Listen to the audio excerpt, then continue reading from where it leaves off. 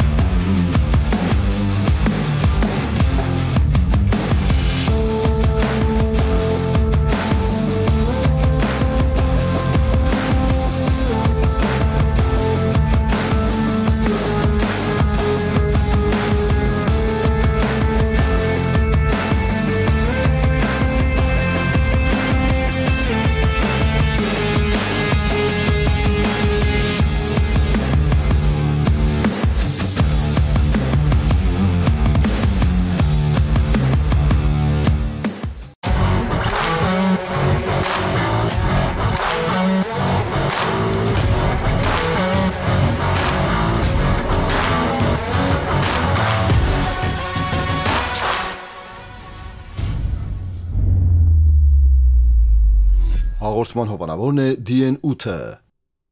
Մեր չեմպիոնը Հովհաննես Մարգարյանն է։ Ողջույն Հովհաննես, նախ սկսենք ամենասկզբից, ինչու հրաձգություն։ Վաղ տարիքից սիրում էի նմանատիպ սպորտաձևեր, դիտում էի,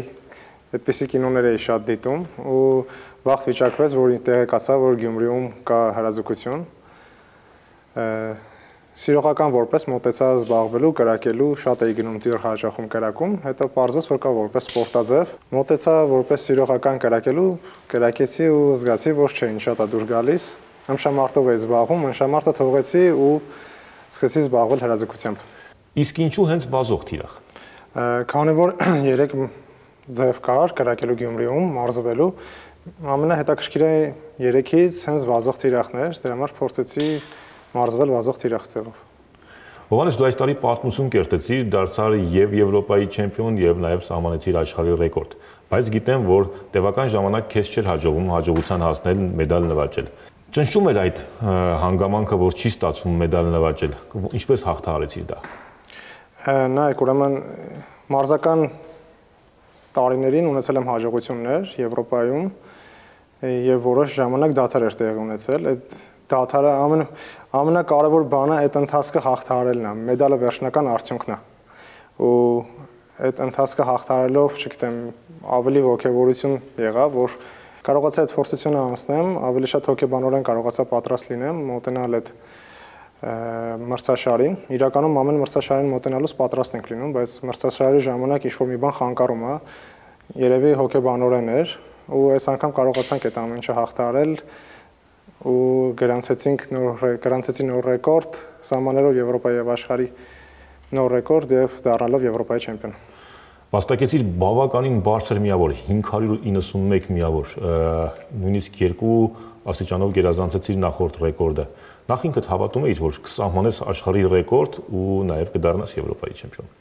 Նայեք, ամենակարևոր բանը, որ մարզիկն ինքնին հավատա, ամեն անգամ հավատով եմ մոտենում մրցաշարերին։ Ես ամեն անգամ պատրաստ եմ մոտենում, պարզապես ինչ-որ մի բան չի ստացվում, այս անգամ հոգեբանորեն մի այլ ձև վստահ մոտեցա, հասկանալով, որ այս անգամ պետքա լինի եւ վերջ ու ստացվեց։ Հրաձգությունը հաշվարկային մարզաձև է։ Կրակելիս հաշվում էիր, մտածում էիր ռեկորդի մասին, ինչ էիր մտածում առասարակ։ Ճիշտ ասած, կրակել եմ 2 վարժություն, առաջինը չէր ստացվել ու այդ առաջինը չստացվելուց հետո ավելի վրդովված, որ չի ստացվել, այս անգամ եւս չստացվեց, երկրորդ ստարտին մոտենալով արդեն ջղայնացած, ասենց ասած, որ պետքա մոտենամ ու պետքա ստացվի ու այդ մտքով, որ պետքա ստացվի ու պետքա չեմպիոն լինեմ ու պետքա հաղթեմ ես այդ ամբողջ չստացված ընթացքը ու հասա արդյունքին վերջնական։ Հովհաննես, Եվրոպայի առաջնությունում գերազանցեցիր ուկրաինացի Կիզիմայի ռեկորդը։ Եթե չեմ սխալվում, հասակակից եք նույնիսկ մրցել եք միմյանց հետ։ Այո։ Կիզիմայի հետ շատ ենք կրակել, շատ մրցումներ ենք անցկացրել։ Ու այս անգամ ստացվեց այնպես, որ ոչ թե Կիզիման էր առաջ ինձանից, այլ ես էի Կիզիմայից առաջ իր խոցած 589 միավորից 2 միավոր ավել խոցելով դարձա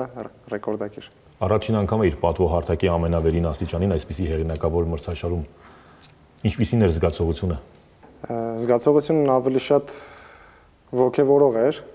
որ վերջապես այն ճանապարհը, որը անցնում էի, հավատալով, որ կարող եմ ու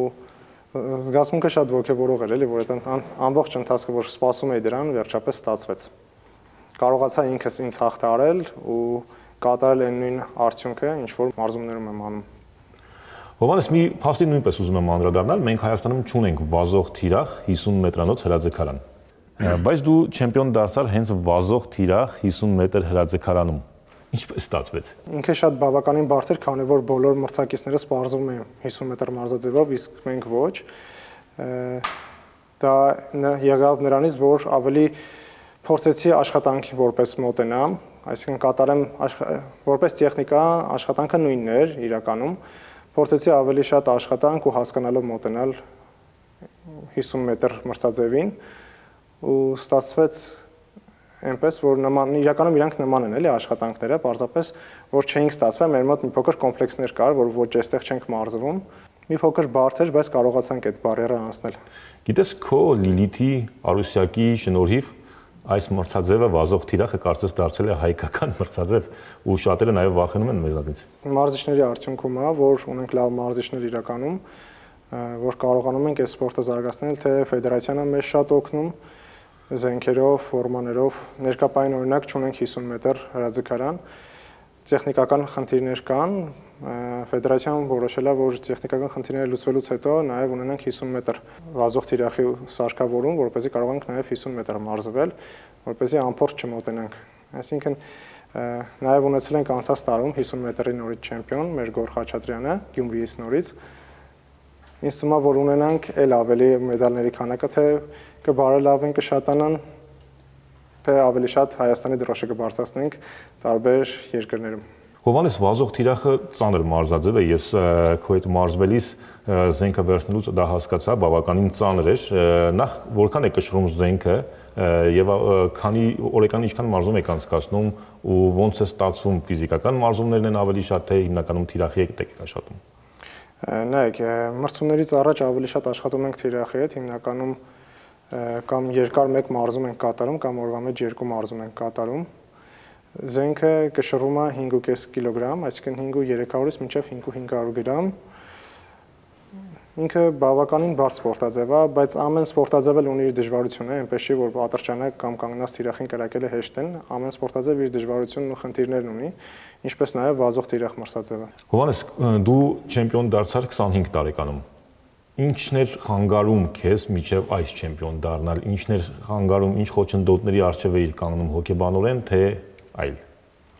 Նայեք, իրականում ես 19 թվականին Եվրոպայի առաջնությանը գրավեցի երկրորդ տեղը, ընդամենը 1 միավորով պարտվելով։ Այս ընթացքը պարզապես սպորտային ճանապարհ էր, որը որ պետքա կարողանայի հաղթահարեի։ Լինում են սպորտում բարձունքներ եւ անկումներ։ Այդ ամբողջը, չգիտեմ, մարզումների շնորհիվ, թե մարզիչների օգնությամբ կարողացա հաղթահարել նույնիսկ հոգեբանորեն ու պատրաստ է իրականում այն արդյունքին, որը որ դառնում էր Եվրոպայի չեմպիոն, նաև Եվրոպայի ռեկորդներին, պատրաստ ենք մարզումներին, այս անգամ ստացվեց, որ նույնպես կարողացա մրցումներին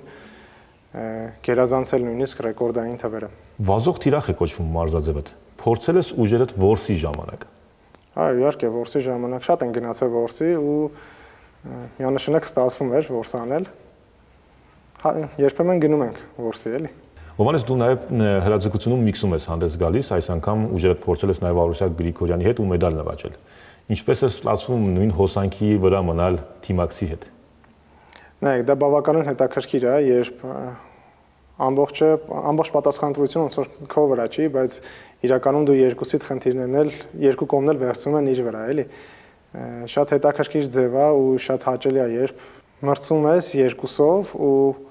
փորձում ես նույնիսկ իր կպած սխալները, այսինքն ամեն խոցած թիրախին, երբ որ 10-ից ցածր է լինում, փորձում ես նաև դու քո ուժերով այդ միավորը տեղը բերել եւ նույնպես հակառակ աղջիկն է փորձում քո կորցրած միավորները հետ բերել, շատ հետաքրքիր մարզաձև է իրականում, էլի ինքը։ Ինչն է ամենակարևորը հրաձգությունում։ Հրաձգությունում ամենակարևոր բանը ինձ թվում է հոգեբանորեն պատրաստ լինելն է։ Այսինքն ստացվում է այնպես, որ թիրախին յուրաքանչյուրն էլ կարող է կպնել, այդտեղ հոգեբանական պայքար է։ Այո, թիրախին պատահմամբ հնարավոր է կպնել բոլորը, բայց մրցումների ժամանակ 60 անգամ կրակում ենք, ոչ մեկը իրավունք չունի չստացվելու։ Թեկուզ մի փոքր շեղումով նույնիսկ իրավունք չունի ստացվելու, այսինքն 60-ից գրեթե բոլորը պետքա 10 կպնես։ Դա բավականին բարդ է, որ այսինքն հնարավորություն չունես սխալվելու 60 անգամ կրակելուց։ Ինչպես ես տրամադրում քեզ հրացանին մոտենալիս։ Հրացանին մոտենալիս ինձ վերհիշում եմ տեխնիկան, որը որ պարապմունքին եմ անցել, որ պարապմունքին մշակել եմ, ու իմ համար մրցումները պարզապես նրանով է տարբերվում, որ իրավունք չունեմ մրցման ժամանակ տեխնիկա փորձելու, այլ պետք է կատարեմ այն ինչ որ սովորել եմ, այն ինչ որ մշակել եմ, ու տարբերությունը դրանում է կայանում, էլի։ Յուրաքանչյուր մարզաձև ունի իր առանձնահատկությունը, այդ թվում հրաձգությունում յուրաքանչյուր զենքաձև։ Քո զենքաձևը ինչով է տարբերվում, ինչ առանձնահատկություն ունի։ Առանձնահատկությունը այդպեսին, որ երևի համբերատար պետքա գործին մոտենաս, ու ընդհանուր սպորտի մեջ պետքա համբերատար լինես։ Այս ամբողջ ճանապարհը ինձ ցույց է տվել, որ երբեք չպետքա հիասթափվես ու թեկուզ դադար է լինում, հաջողությունից հետո երկար դադար է տեղ ունենում, պետքա կարողանաս համբերատար սպասես, աշխատես, որպեսզի ունենաս նմանատիպ արդյունք։ Նշեցիր, որ հոգեբանական ասպեկտն է շատ կարևոր։ Երբ լինում են հոգեբանական խնդիրներ, ինչպես է հաղթահարում։ Ավելի շատ քննարկումներով, վերլուծելով, թե ինչու՞մ էր պատճառը, ինչու՞մ էր խնդիրը ու ինչ տարբերակով կարող ենք իրեն ավելի շատ իրատեսական մոտենալ այդ հարցին, ոչ թե զուտ էմոցիոնալ։ Հովհաննես, շատ կուզեի քեզ այս հարցը տալ, առջևում աշխարհի առաջնությունն է ինչպես ես պատրաստվում, բայց գիտեմ, որ չգիտես ինչու Եգիպտոսում կայանալիք աշխարհի առաջնությունում քո զենքաձևը չի լինելու հենց Եգիպտոսի հետ կապված որոշակի խնդիրների պատճառով շատ ես հիասթափվել։ Իրականում հիասթափվել սպորտում չեմ ցանկանում, ոչ, պարզապես կարելի ասել, որ տխրել եմ, որ չի լինում, բայց նույն եռանդով ու ոգով պատրաստվում եմ 2026 թվականին Երևանում կայացող Եվրոպայի առաջնությանը։ Հուսամ, որ մեր հրաձգությունը եւս մեր պետության մեջ, մեր հայկական դրոշը բավականին անգամներ կբարձրացնի։ Իսկ ինչ ես կարծում այդ առաջնությունը Հայաստանում անցկացնելը որքանով կնպաստի հրաձգություն մարզաձևը Հայաստանում էլ ավելի զարգացնելուն։ Դե նայեք, եթե երբ որ Հայաստանում անցնում ավելի շատ ենք իմանում, լսում, տեղեկանում, լրատվականներն ավելի շատ են իրականում աշխատում այդ ժամանակ ու մարդկանց ողջավորությունը էլ ավելի կշատանա, երբ որ տեսնեն, երբ որ գան անձամբ տեսնեն, թե ինչ ֆորմատով է անցկացվում Եվրոպայի առաջնությունը։ Հովհաննես, իզուր չէ, որ նշեցի, որ հրաձգությունը մեզ հայրից համար անչափ կարևոր մարզաձև է։ Ինչ խորհուրդ կտաս այն երիտասարդներին, այն պատանիներին, ովքեր նոր են մուտք գործելու այս աշխարհ։ Կարծում եմ, որ կրակել բոլորին է հարկավոր։ Բոլորը պետք է գիտենան, նամանավանդ մեր պետության մեջ փոքրից մինչև մեծը բոլորը պետք է զենքին տիրապետելու կանոնակարգ գիտենան ու տիրապետել կարողանան ու ճիշտ տեղ, ճիշտ ժամանակին։ Հովհաննես, կարող եմ ասել, որ զենքը քո ընկերն է։ Զենքը ամենամտերիմ ընկերն է իմ։ Մենք ինչի որ հասնում ենք, իրար հետ ենք հասնում, ինչ հաջողության որ հասնում ենք, իր միջոցով եմ հասնում։ Դե կապ չունի կոնկրետ զենք տեսակը, զենքը գործիքն է իմ հաջողության, իմ ընկերն է։ Իսկ հրաձիգները սնահավատ են։ Կախված մարզիկից, անձամբ ես ոչ։ Օրինակ ես թույլատվություն վերցրեցի, որ զենքդ վերցնեմ, փորձեմ կրակել։ Մարզիկներ կան, օրինակ նույն շախմատիստները, որ չեն ցանկանում, որ իրենց զենքը շախմատային խաղակարը որևէ մեկը կպնի, այդպես։ Նայեք, իրականում ձեր թույլատվությունը ես դիտարկեցի որպես կանոնակարգ, որովհետև ամեն զենքին ձեռք տալուց պետք է հարցնել զենք կրողին, կարելի է թե ոչ։ Իսկ նմանատիպ խնդիր ես չունեմ զենքի հետ օգտագործման, սնահավատություններ, ինձ այդպիսի բաներ չեն խանգարում, էլի։ Որն ես դրել առաջիկայում քո գլխավոր խնդիրը։ Առաջիկայում գլխավոր խնդիրը մեր 2026 թվականի Եվրոպայի առաջնությունն է, որպեսզի կարողանամ արդյունքս էլ ավելի բարելավել ու կրկնեմ այն ամբողջը կատարելագործված, այն տեխնիկան կատարելագործված, որը որ կատարեցի Եվրոպայի առաջնությանը։ Ցավոք քո զենքաձևը, քո մարզաձևը նաև օլիմպիական խաղերում չէ։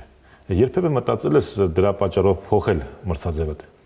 Ոչ, չեմ մտածել փոխել, քանի որ 2004 թվականին է դուրս եկել օլիմպիական խաղերից, մի փոքր ֆեդերացիաների հետ կոնֆլիկտի պատճառով անձնական խնդիրներ ունեցել։ Խոսակցություն կա, որ մտնելու է, հուսով ենք, որ գալիք օլիմպիական խաղերին կմտցնեն նաև վազող թիրախ մրցաձևը որպես օլիմպիական մարզաձև։ Դե ինչ հաշվի առնելով, որ բավականին շատ են ցանկացողները ու նաև մարզվողները ու հայկական նվաճումներն էլ բավականին շատ են,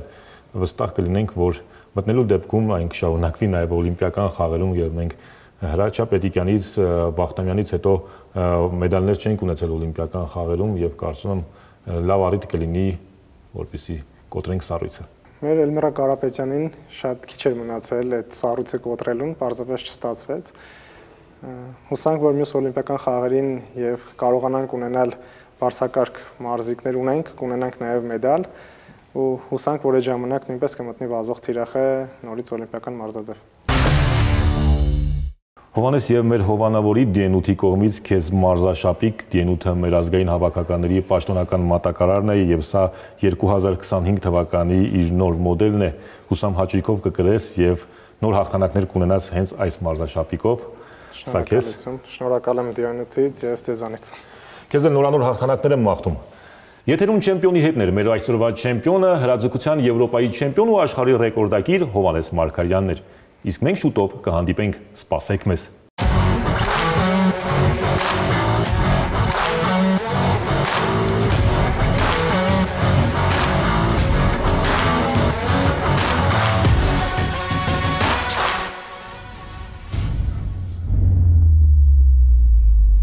Հաղորդման հովանավորն է DN8-ը։